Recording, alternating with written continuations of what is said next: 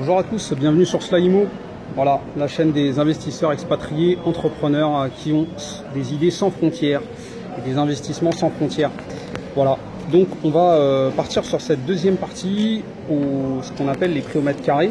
Donc en portugais d'ailleurs, on dit donc le prix au mètre carré c'est quadmetrage, et en anglais on dit quadmeters. Ok, donc les prix au mètre carré, on a bien vu que ça varie d'une ville à une autre, ça on le sait tous, d'un quartier à un autre, s'il est plus prisé ou non. À côté de ça, on va maintenant regarder plus en détail la différence entre le sud de la France, ok, et le sud du Portugal. On va dire clairement, et on ne va pas se cacher les choses, le sud du Portugal aujourd'hui attire bien plus que le sud de la France.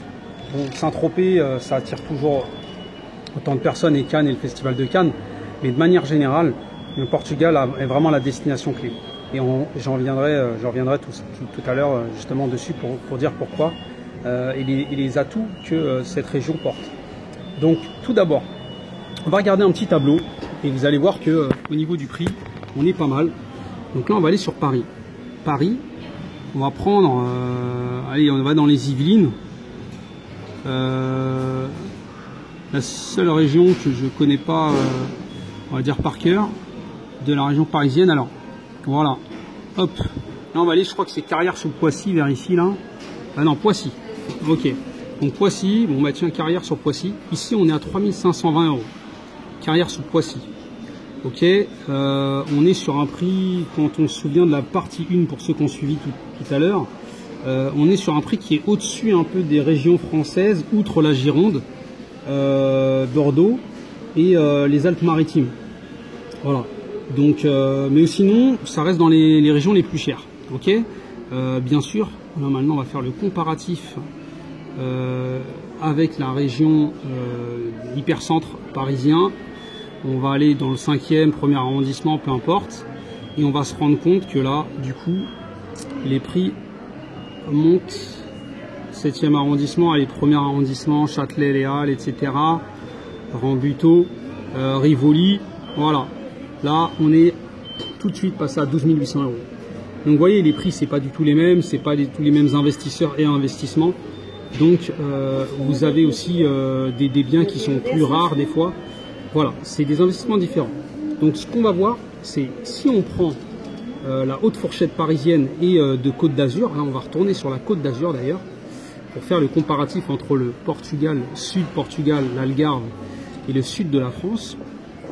On va se rendre compte que finalement, on n'est pas très loin du double, hein. On est quasiment dans le double. Vous allez voir par vous-même. Allez, on va aller à Nice, Côte d'Azur, l'un des endroits les plus chers.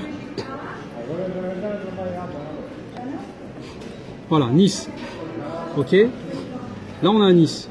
Tout de suite, on voit quoi? 4210 €. On est d'accord? 6930 € le maximum et 2780. Maintenant, si je fais le comparatif entre une autre ville du Portugal qui est, on va dire, très très porteuse en termes d'investissement immobilier, comme bien d'autres, hein, il n'y a pas que elle, hein, il y en a plein, hein, celle que je cite, c'est juste pour vous donner un exemple.